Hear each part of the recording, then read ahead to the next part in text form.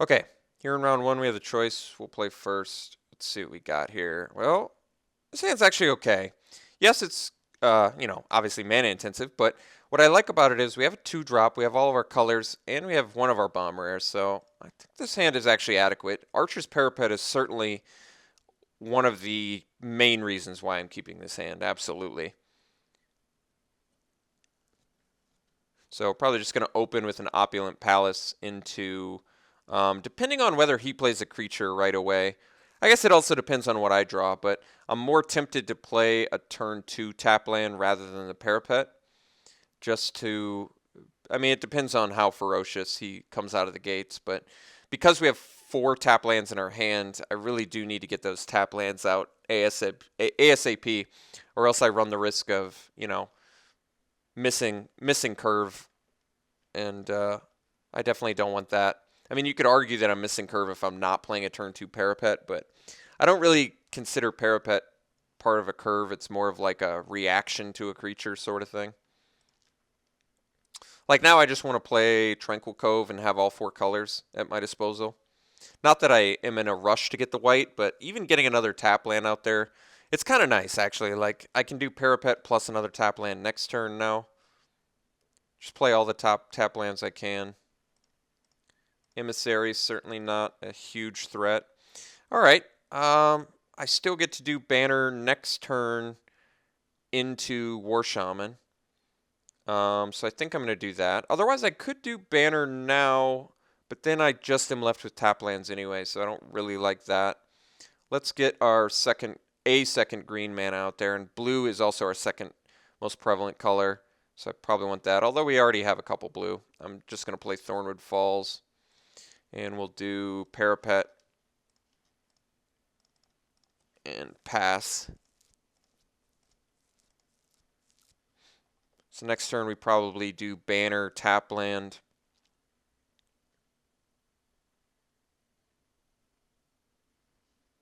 There's a Morph.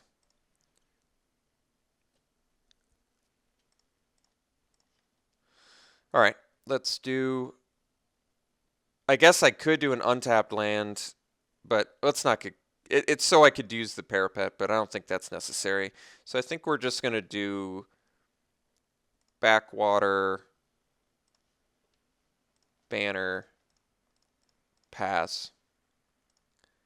Next turn, we get our Temur War Shaman, which is pretty nice. We do have to play an untapped land to do that, but it seems worth it. And at that point, we're actually at Ojutai range, if we were to be so fortunate to draw it. Ooh, Mystic's a pretty big threat to worry about at the moment. Alright, so he started a clock on us. Sagu Archer, not the most aggressive card. Let's get some Temur War Shaman action out there. He's at least a big threat.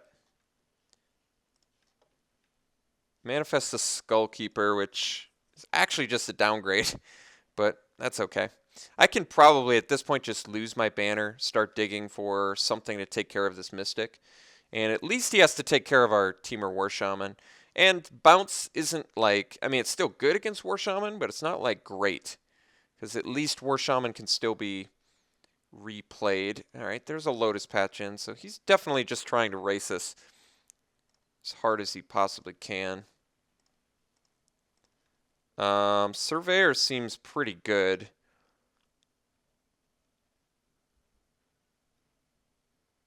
I can't break Banner plus play Surveyor, but I can play Surveyor. I can play Surveyor plus use Parapet, and I think these are actually going to start. These actually are mattering at this point. So I could actually. I think I actually bounce the Mystic, because then he's inclined to attack with Lotus Patch in, which lets me crack back with the War Shaman. I guess I can. Yeah, actually, that's not even. I can flip up my Skullkeeper to fight his Mystic. So I think my best plan is to actually swing with War Shaman and Manifest, and then I if he blocks the manifest, you know, calling my bluff, I still get to fight the Mystic of the Hidden Way. He didn't call my bluff, which is actually really nice. So now we get to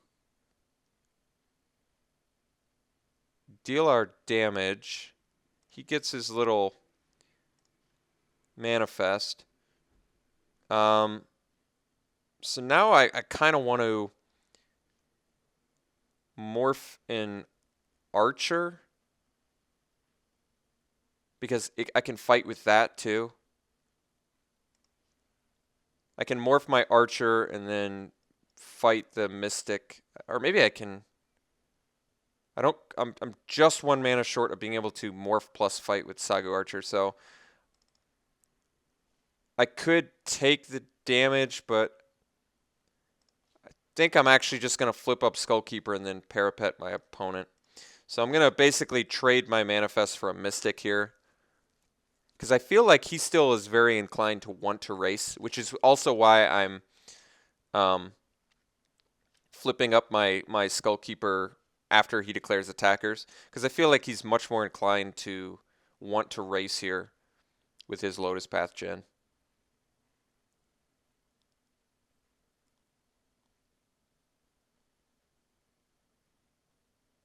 I mean, I could just take all the damage.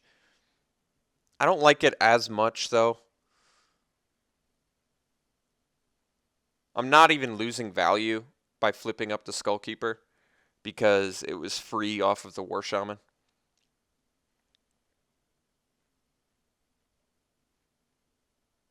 And he can't really respond to the War Shaman either, because as soon as I flip this up, which is not respondable, this is going to trigger. So I'm in pretty good shape here, I think.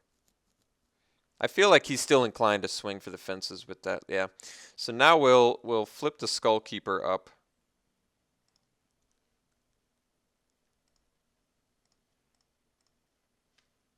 And fight the Mystic.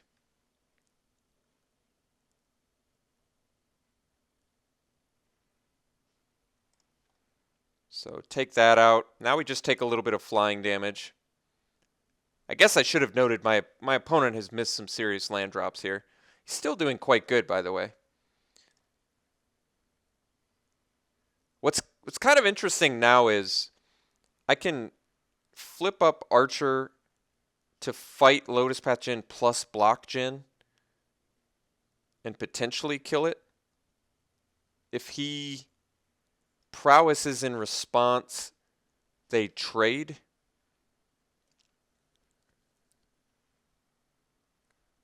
But I'm still sort of inclined to want to save my Aven Surveyor until there's something I can't deal with. I do have to remember to use my Parapet as well. Set Adrift on the Morph. That's actually okay. Obviously not great, but not actually that devastating.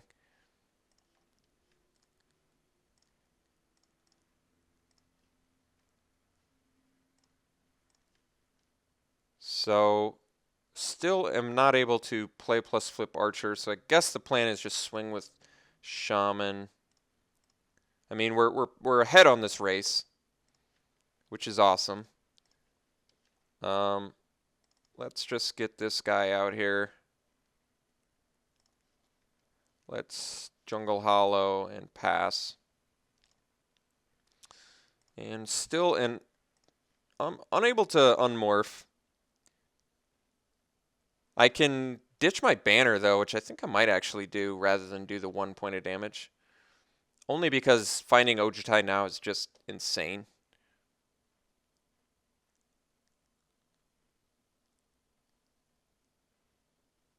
And the only reason I morphed my Archer rather than play it, you know, I want the Temur War Shaman value. I feel like it is valuable to have.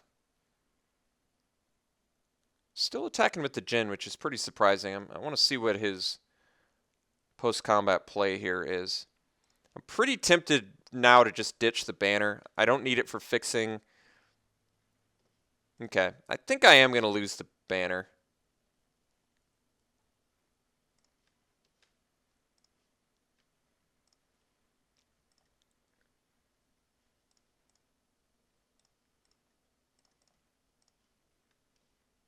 Smoke Teller.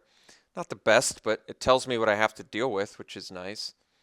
So I can flip up my morph to fight his morph. I can play Smoke Teller plus use it, but then I can't flip up. I can flip up my archer to fight morph now and swing. I think that might actually be the best. He can force away in response, I guess, but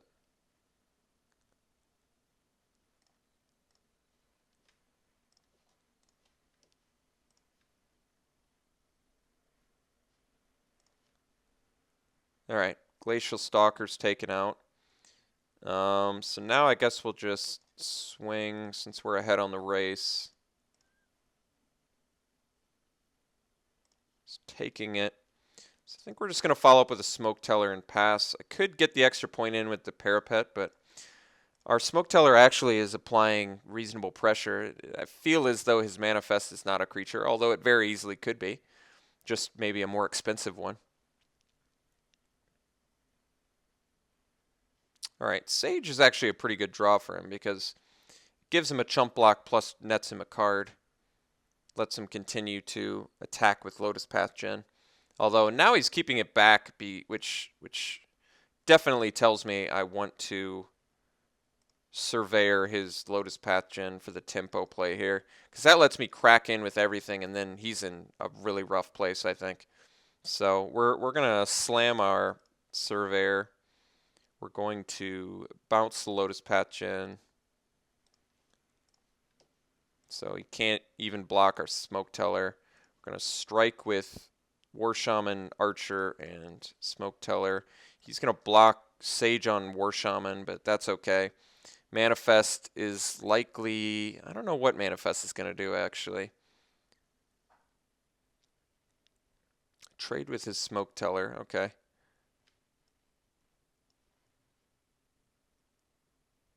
I guess it would have actually been smarter to use the Smoke Teller first to see if the Manifest is a creature. This could come back to bite me.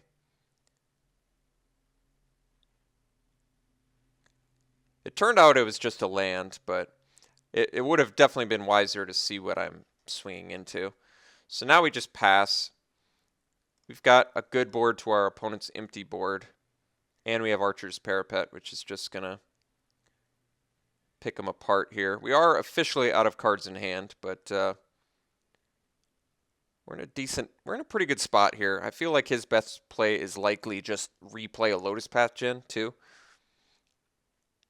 Although, I mean, he could have like Murderous Cut or something at end of turn, which would help him a lot here.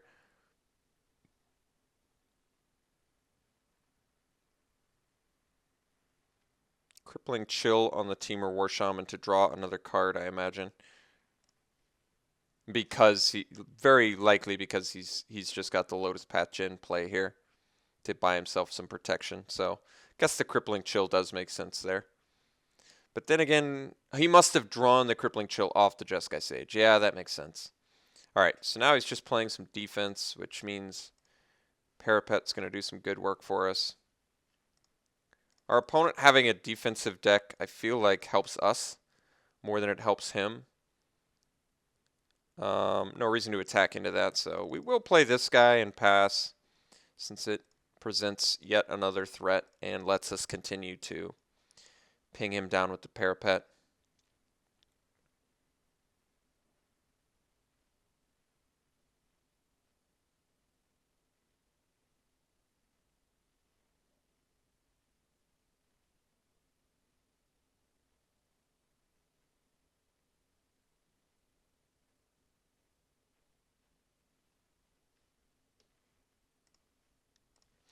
Okay, opponent treasure cruises, leaving 3 mana open, so have to presume they're looking for something that can protect them here. I mean, I guess my opponent's actually pretty well protected at the moment. Savants gets to block Cruise Shock, Flock gets to block Surveyor, but it's still definitely going to be lethal unless they have something else, so we're definitely going to be offering lethal damage here.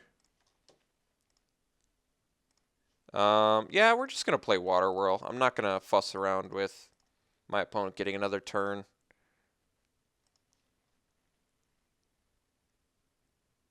I mean, yes, it gives them info that I have Water Whirl, but I don't even want to. I don't want to swing in and have them. I mean, yeah, I guess I could have just swung in and done another turn, but I'm behind on time, so whatever. I got my excuses. I showed him a Water Whirl. I'll live with it. I don't think it's going to mean the difference of the game. Disdainful Stroke. Do I like it? Do I not like it? I don't like it, I feel like, against most of his deck. It does counter the Lotus Path Gen. Does not counter his morphs, like the Dragon's Eye Savants, the Flock, the Mystic. I'd like a way to kill the Mystic beyond flipping up stuff with Temur War Shaman. I do have Soul Tie Charm for it, and I guess the Savage Punches take care of it too, so maybe I am okay on that front. Do I want a Secret maybe, or Naturalize for some reason? Is there any? I had 3 Naturalizes? Jeez, I think I went a little bit overboard on that. So the main question is, do I want the Stroke? I feel like Disdainful Stroke on the draw is probably pretty good. You only have to leave 2 mana up. They're on the, so their 4th turn, you just have 2 mana up and you can start countering important stuff. I'm trying to think what's weak against him. I guess the only thing I'd want to cut is like Formless, or Seek the Horizon, because it's kind of an underwhelming card. But like I said, Disdainful Stroke didn't seem very good against them. Treasure Cruise. Okay, so it counters Treasure Cruise, counters Set Adrift, counters Lotus Path Gen. Just on a hunch, because I feel like Disdainful Stroke is good on the draw, I'm going to cut a Seek the Horizon for it. We'll see if this bites us, but I don't know. For some reason, it feels right, so I'm going to try it.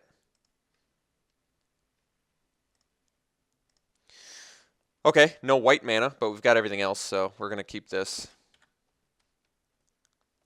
A bit slow, I admit.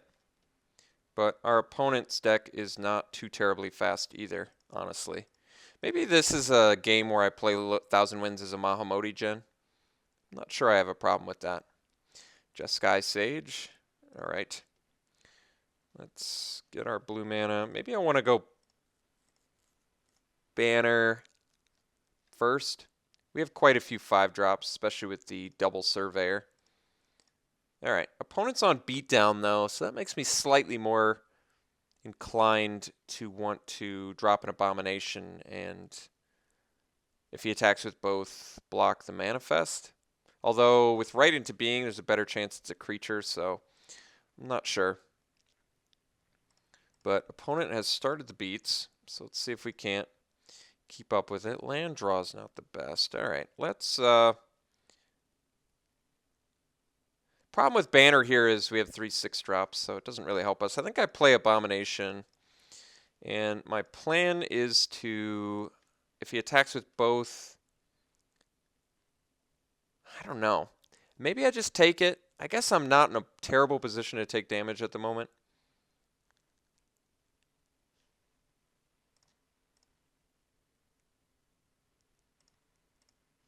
Because I mean, he's certainly ahead on the board. No plays there is nice. There's a Feral Crew Shock, which is also nice. I think what we're going to do is land, Banner, pass. Could swing into a Sage, especially considering he didn't, but no reason to risk losing my Morph, I don't think.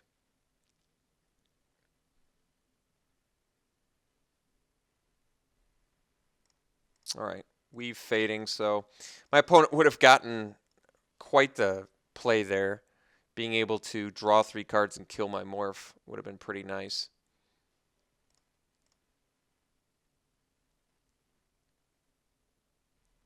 I think I'm going to take it this turn too.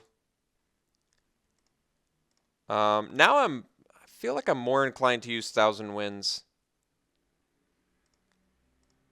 That's interesting. I'm a little more inclined to morph the 1,000 Winds, I feel like. How much mana do I have? I only have 6. Opponent's got 5 cards in hand. I think I go Morph Thousand Winds plus Parapet Pass. And what this does is gives me a blocker for that Manifest.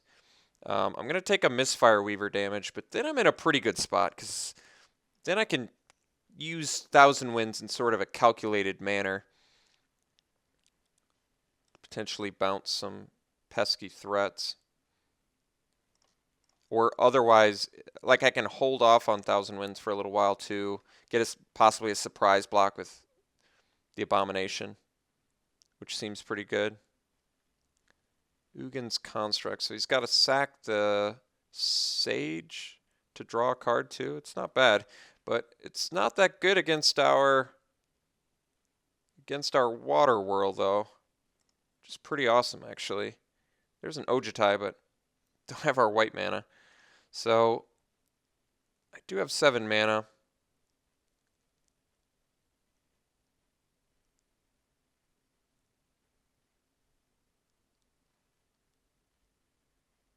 I think I actually pass here. I leave up Water Whirl, which is good, but I also leave up Thousand Winds and Abomination of Gudul, both of which are very good. And I would much rather get the surprise block with the Abomination and force a bounce spell if he has it there.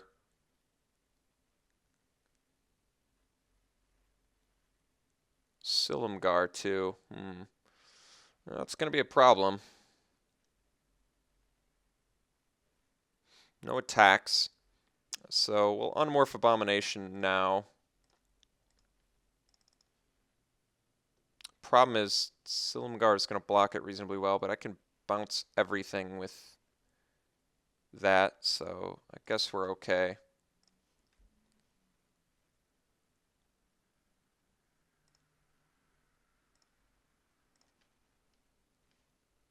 Alright. Still just leaving up Thousand Winds for now. I feel like he's much more inclined to attack with the...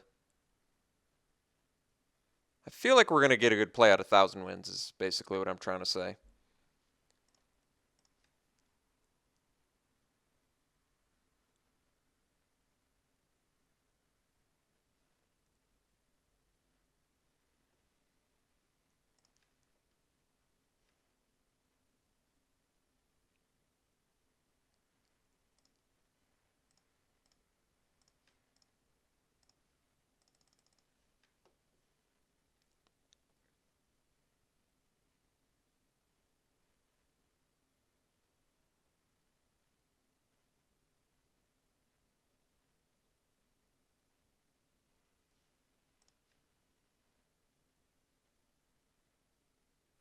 He almost wants to go Construct first because of his Manifest.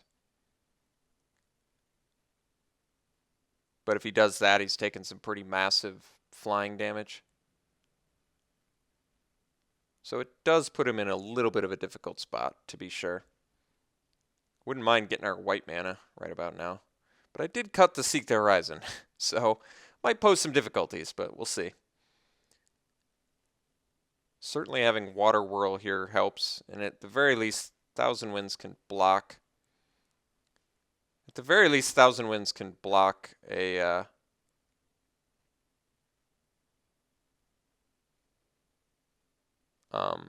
Silumgar.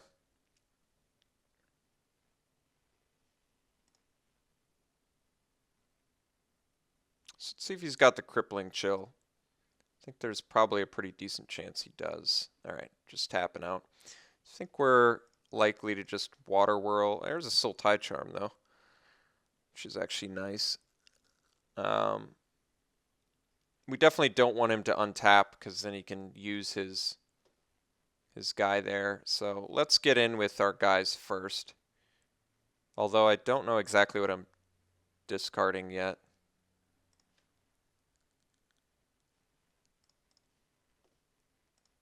I do think I'm using Abomination, though. I'm digging for a white mana pretty hard here.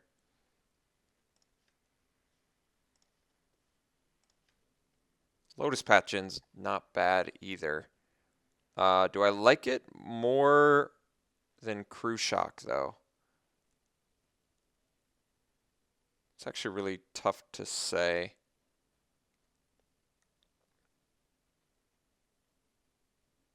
I mean, I also could ditch Ojitai. I have 8 mana, too. So I could even play Crew Shock plus Sultai Charm. That's pretty good.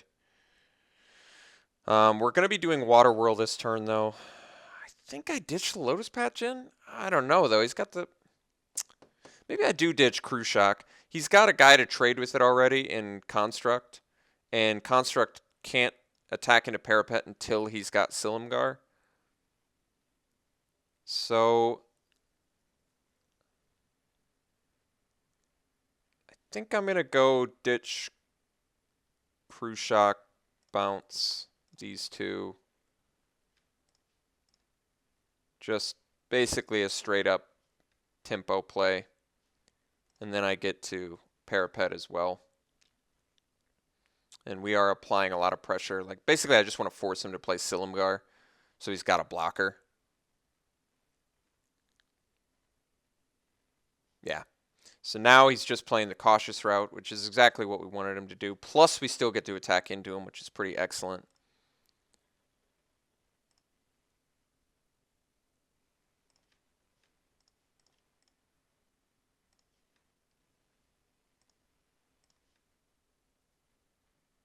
So, swing with both.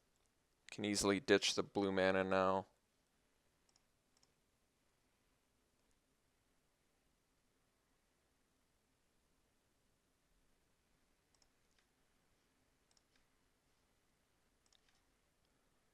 Muck Draggers, not all that useful here, I guess, but don't really need the land either. So I can play Muck Draggers for 7.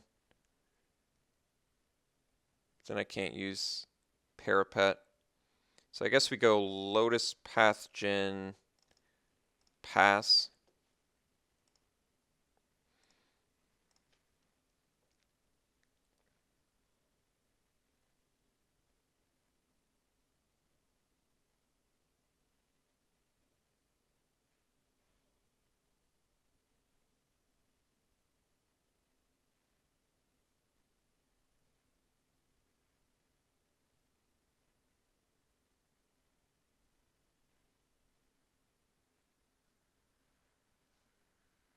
Hard casting the Misfire Weaver, which is certainly interesting. And a Scavenger as well, which is similarly interesting. Let's see if he attacks with Silumgar. I doubt he does. So I can play Charm now, and I think I do. Although, maybe I just want to Parapet now and then Charm on my turn. Probably want to do that more, I guess. These Parapets are pretty important, so... Yeah, and now we're just amazingly good. We get to... Yeah, this is just insane, actually. We get to Savage Punch, Scavenger,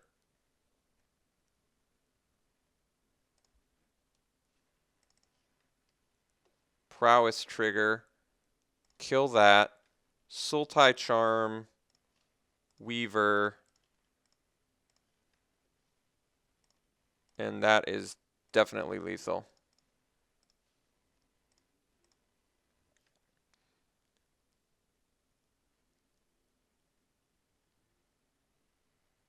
All right, sweet.